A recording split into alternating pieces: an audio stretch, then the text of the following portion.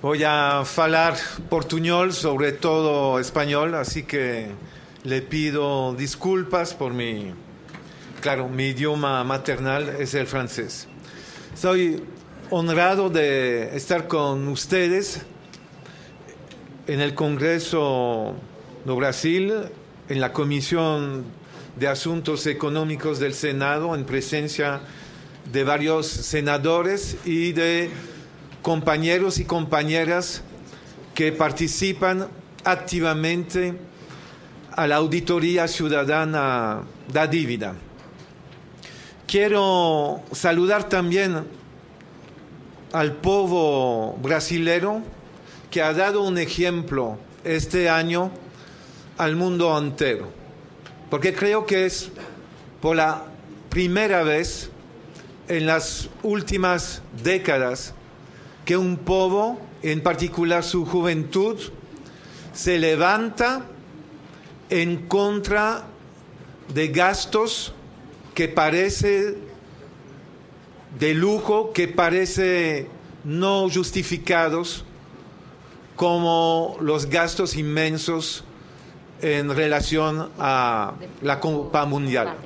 En varios países del planeta nos dimos cuenta que después de Juegos Olímpicos, como lo de Grecia en 2004, en otros países, o Copa de Fútbol, explotó la deuda pública interna y externa. Es la primera vez que un pueblo se pregunta un año antes sobre cómo utilizar el dinero público y si es justificado utilizarlo para solamente deporte de grandes construcciones, cuando prioridades al nivel de derechos humanos no son todavía satisfechas en la séptima economía mundial, como lo mencionaba María Lucía Fattorelli.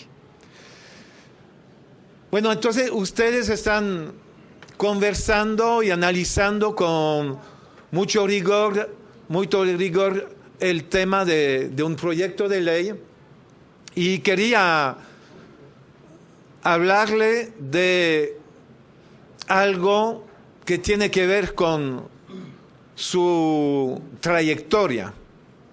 Me refiero a la situación en la Unión Europea.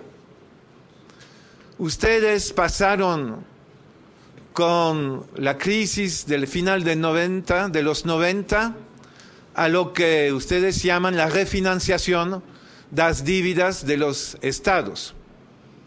Ahora, en la Unión Europea, que es un protoestado, hay países con sus estados, sus gobiernos, y tenemos la Comisión Europea, y tenemos una relación adentro de la Unión Europea, tipo las provincias o estados de Brasil con la federación, con el poder federal.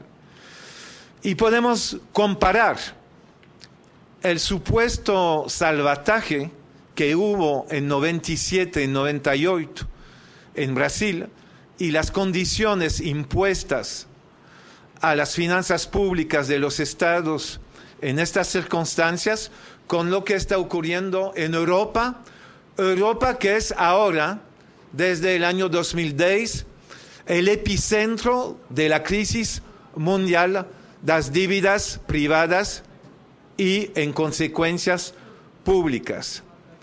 ¿En qué sentido podemos hacer una comparación?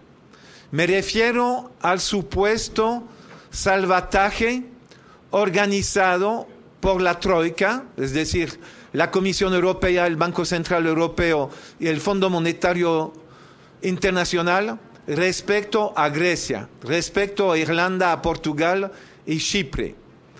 Parecen ser salvataje, cuando en realidad es refinanciar deudas divididas de estos países para garantizar que aquellos países que reciben los préstamos de la Troika puedan reembolsar a dívida a los bancos privados alemanes, franceses, belgas, de Luxemburgo, etc. Un salvataje que implica más dívidas que antes.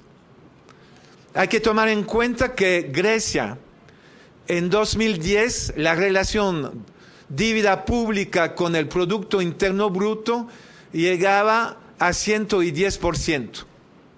Hoy, en 2013, después del salvamiento, la relación dívida pública al PIB griego es 175%. No sé si pueden imaginar lo que significa para Grecia el salvataje, más deudas y sacrificios tremendos impuestos a una población, con un decrecimiento del PIB de 27% en 4 años, con una tasa de desempleo de 26%, una tasa de desempleo de los menos de 25 años de 50%.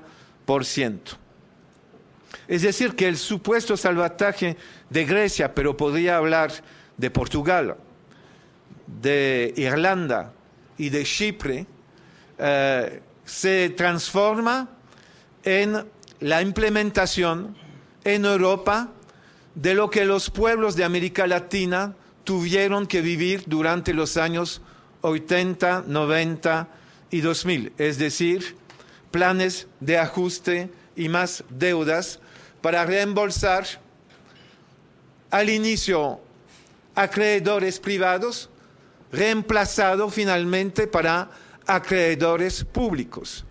En Europa la Troika y aquí el gobierno federal que cobra las deudas después de haber emitido bonos en el refinanciamiento de las dívidas de los estados en 97-98. Pero quiero también mencionar que hay esperanza. Empecé con la esperanza que provocó en mí lo que hizo la juventud en Brasil en junio de este año. Pero quiero seguir con la esperanza que nos trae Ecuador en 2007-2008 con la auditoría de dívida a la cual participamos María Lucía Fattorelli y yo durante 14 meses auditando las deudas públicas internas y externas de Ecuador, que terminó con una suspensión de pago totalmente justificado y que permitió reducir de manera muy fuerte la dívida del Ecuador. Pero quisiera mencionar también a Islandia, menos conocida. Islandia, que aparecía como el modelo del éxito neoliberal hasta la caída de 2008. En 2008, todo el sistema bancario privado cayó en consecuencia de una crisis bancaria 2 o 3 días después de la caída bancarrota de Lehman Brothers. Y lo que hizo bajo la presión del pueblo de Islandia, el gobierno de Islandia, es negarse a reembolsar la deuda exigida por el Reino Unido y los Países Bajos a Islandia por 3,5 billones de euros. Islandia, bajo la presión de la calle, de la rúa, se negó a pagar esa deuda. Y gracias a referendos populares y al apoyo popular, y luego gracias a una sentencia tomada por la Corte de la Asociación Económica de Libre Intercambio, esa sentencia de enero 2013 da toda la razón a Islandia por haberse negado a reembolsar Reino Unido y Países Bajos. ¿Con cuál razón? La Corte dice que un país no tiene que indemnizar terceros por la caída de un banco privado. No es de la responsabilidad del Estado de socializar las pérdidas privadas. Por lo tanto, Fue una victoria para el pueblo de Islandia. Quiero también mencionar Francia y terminar con esto. En Francia, en los últimos años, bancos privados otorgaron créditos tóxicos con productos estructurados, con tasas variables, indexado sobre la correlación dólar-franco suizo. Nada que ver con finanzas de municipalidades o de municipios de Francia. Productos estructurados tóxicos.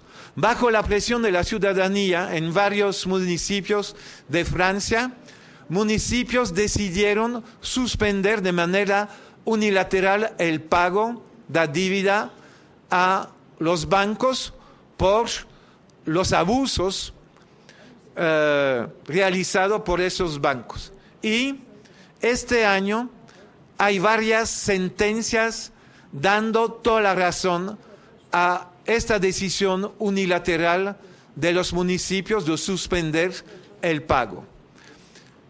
¿Qué demuestra esto?